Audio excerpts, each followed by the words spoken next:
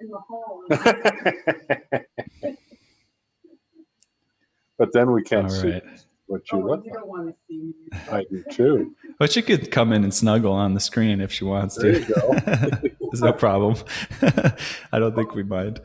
All right, I'm going to let people in here, and we'll get started. I want to listen to it. If she needs a couple tips, just let me know along the way. See if I can help. All right. Hey, everyone. Hi, Jeannie. I see you waving there. Good to see you. Jeannie Grassi. Hi, Janie. Yeah, good to see everyone today. Thanks for joining. Just make sure we get folks in, because I'll let you in a minute late anyway. So we'll definitely launch into things today. So I'll give a quick introduction. We'll get started chatting with Dale. We don't have any super clear agenda today, so if anybody's got some interesting questions or topics to throw out there, we will dive right in. Feel free to put those in the chat, or if it makes sense, you can unmute yourself and we can speak up when the time comes. So, but beyond that, I'll just say to anybody watching on Facebook and YouTube, reminder, this is Piano Tech Radio Hour, which is brought to you by Piano Technicians Masterclasses, an online educational resource that brings you cutting edge instruction from piano industry masters from the comfort of your home. And we had a convention back in early 2021. We had one back in December. This is really cool, kind of the first online conventions going on and ever in the industry. Those are really fun. We're going to be planning one coming up. Thanks for everyone that gave some feedback on how you'd like to set it up. We were asking, would you like it 3 days in a row, or maybe one day each week for 3 weeks, or maybe one day each month for 3 months? It looks like we're leaning towards one day each week for 3 weeks, which is nice, because that's kind of one of the advantages of being online here. You don't have to show up in a place. So I think we might do a Thursday of one week, a Friday of the next week, and a Saturday of the next week to accommodate everyone kind of jumping in and making time for work and things like that. That's what's looking at right now. No guarantees. And that'll probably be somewhere into August, September when we put that on. So excited about getting that next convention together for folks. So without further ado, I will say hello to our guest for today. Really good guy, and I would say a mascot of various cool things in the piano industry. His name's Dale Fandrick. He's worked in piano design. He's been a consultant for various manufacturers throughout the world. And what I love about Dell is he's one of those people that I'm just trying to spotlight him so we can see him for everyone. He's one of those folks that is really great, I think, with sort of first principles thinking, kind of like, okay, so that's how it's done, right? But why? And if I were to do it, from scratch, and I think that's why he's really, really great with design, how would I, given the result that I want, how would I change the process, or what kind of process would I build based on, first principles of how I'd like things to be? So he's come up with really interesting ideas, like how to, renew.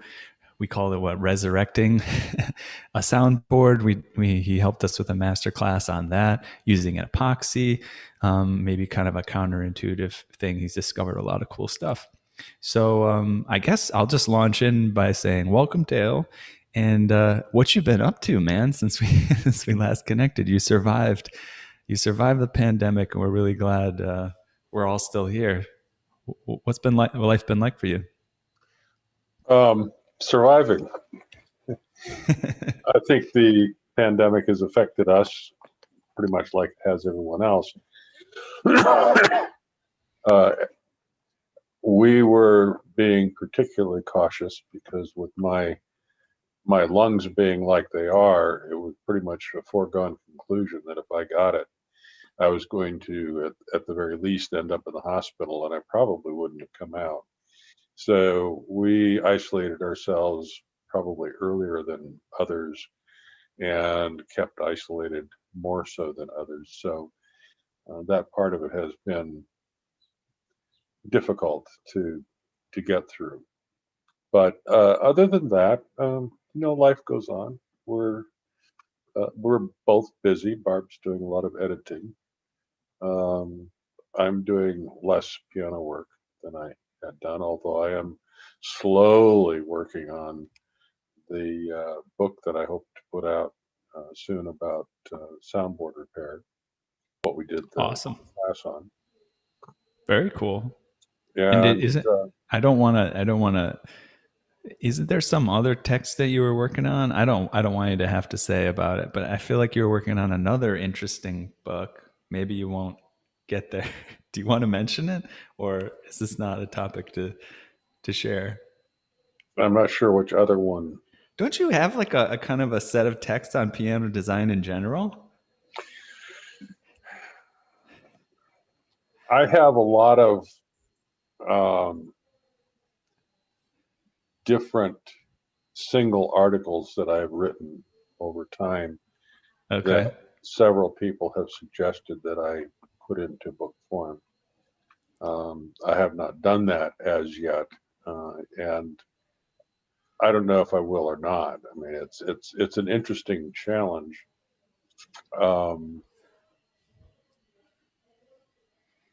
Yeah, it's possible. Let's just say No pressure. a possibility. No pressure. I mean, having talked to Mario Igrek about his whole process of putting together, his book, I know it's a complicated and grueling process to put together anything. So, yeah, no pressure on that. But so people are already private messaging me some interesting questions. I've got a handful already. So let's jump in and see. First of all, the publicly posted questions. Ken Kopp, he said, can Dell talk about hybrid scales? Got anything interesting to say about that?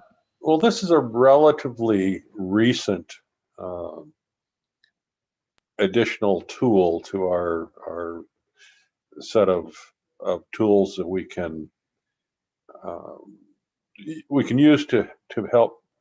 Uh, First of all, its most immediate application is in helping uh, some of the really horrendous short piano scales that are out there. Basically, it started out, at least for me, it started out with Palello's wire. It's called low tensile strength wire that he's developed. I think he's having it made in Germany, but he sources it out of his facility in France. Um, Much is said about the tensile strength properties of the wire, but for me, that is not that's not what we really hear. The wire, if you hold it in your hand and compare it to what we think of as traditional piano wire, the low tensile strength wires are much more flexible. And the scaling numbers are essentially the same in that a number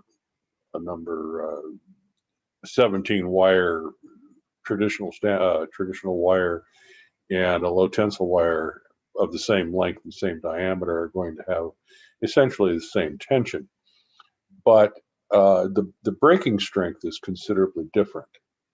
The breaking strength of the low tensile strength wire is much lower. It'll break more easily. Where this wire seems to be the most effective, that's not an issue because it's really more effective in for example, the low tenor sections of a piano. I've used it in some very, very short scales, 5 foot, 5'2", 4'10" scaling. There are some that are particularly notoriously badly designed scales, like the little short Yamahas of a couple of decades back. Pianos that we used to simply swap out the lowest, I don't recall now, 4 or 5 or 6 notes in the low tenor with bichords, and you convert them over. There's some success can be had by just substituting the low tensile strength wires with, or the standard wire with low tensile strength wire. And the tone is not the same as it would be if it were a reasonably designed scale, but it is a lot less bad. I've set some of these up as direct comparisons on my string testing machine, and you can definitely hear the difference between the two types of wire. So there is something definitely happening there. A number of very good rebuilders are now incorporating these just automatically in pianos. Another application for it is as core wire particularly for monochords on short pianos, where flexibility is a real problem. It can make the low bass, the monochord section of a short piano sound a lot less bad than it otherwise would have. So yeah, I think it's something that if you're restringing pianos, it's definitely worthwhile. He has several different types, and Plola has a fairly good website set up. In fact, you don't really need to know much about scaling at all. You can use his what is called, I think, a typogram to feed in the lengths of the wires that you're working with, the speaking length of the wire that you're working with, and the diameter of the wire, and his typogram will tell you what type of wire should be used. Type 0, type 1, type 2, etc. So yeah, I would not restring a short piano or even a mid-sized piano for that matter without using some low tensile strength wire now. So everything that I've done recently has been hybrid. I was curious, like a follow up on that, just the types of strings and the lengths and how this all plays out. We had David Clavins of Clavins Piano give a lecture at the last online convention we did this year. Have you explored what he's doing at all? You aware much of Clavins? A little bit. I haven't seen any of his pianos personally, but yeah, they're very interesting. I have to appreciate stretching the envelope and exploring new ideas. Whether they seem practical or not is really irrelevant in that sense. I would love to be able to go over and see and hear some of the instruments he's installed. I see a question up above about publishing and editing the book Piano Tone Building. Mm-hmm. That book has been out for some time, and it's available through PDG or it's available directly from us. Just send my wife an email or a text, and we can get it out to you. Yeah, we can put her email in the chat. Maybe what is it? BJ Fandrick or something? BJ Fandrick at hotmail.com. Put it in there right now. Oh, make Yeah, sure I send that to everyone. Explain the book a little bit. That would be good. Well, tell people why you put it together and kind of what was the purpose. The reason I put it together is there's a lot of very interesting information. I first read the book when I was just beginning to learn about pianos, and it taught me a great deal of misinformation about piano design. But it was state of the art in 1916, 1917, 18, 1919. The book is a stenographic record of the series of meetings that were held with what they called piano technicians which these people were really industry people. They were manufacturers. They were piano builders. So yes, they were called piano technicians, but they were really industry people, and they discussed a rather wide range of topics. Unfortunately, not all of the stenographic record was kept. They took out a lot of the parts that they thought might be misleading or might be too personal, or that would be insulting, and some of the real juicy stuff, which I'd love to known what they were saying. But anyway, did Barb just give you a copy? I've got my copy here's here. the original. Oh, this one's, the artwork's better on the front. This is, I'll show you why I was interested in doing this project. So, If you can kind of see this, this is one page of what we had to start with. And if you notice, there's no margins. It's right out to the edges. And down here at the bottom, I don't know if you can tell, on many pages, there would be a line missing at the bottom, or you'd see half of a line that you could just barely discern, you could barely make out. So this is a copy of a copy of a copy. This is, as far as I can tell, the history of this, it's a third generation reproduction. And it would have been photographed, it would have been the original book, as again, I have not seen an original book, but I was told that the original was actually 8.5 by 11. And this is 6 by 10, or no, 6 by 9.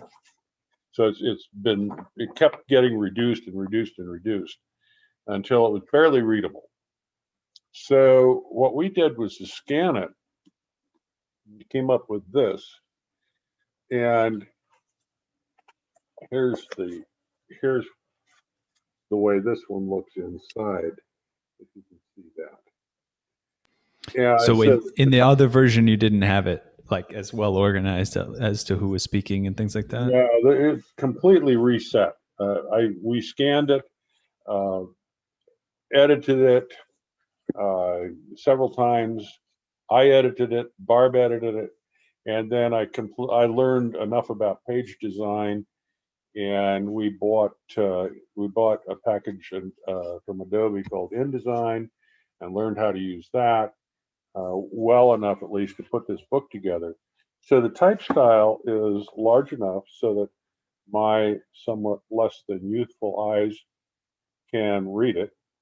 And I've added, oh gosh, I don't remember now, several hundred footnotes at the bottom of the pages, correcting some of what I believe to be the worst errors. We didn't change the original text at all. The original text is as it appears in the original book. I didn't feel that it was appropriate to make any corrections other than spelling corrections, and filling in words that were missing at the bottom of the page. You'd have sometimes like a half of a sentence and it wasn't there, so I had to kind of guess, give it my best shot as to what might have been there. And then I did a new chapter on soundboard function, because there's a lot of misinformation there about how soundboards work.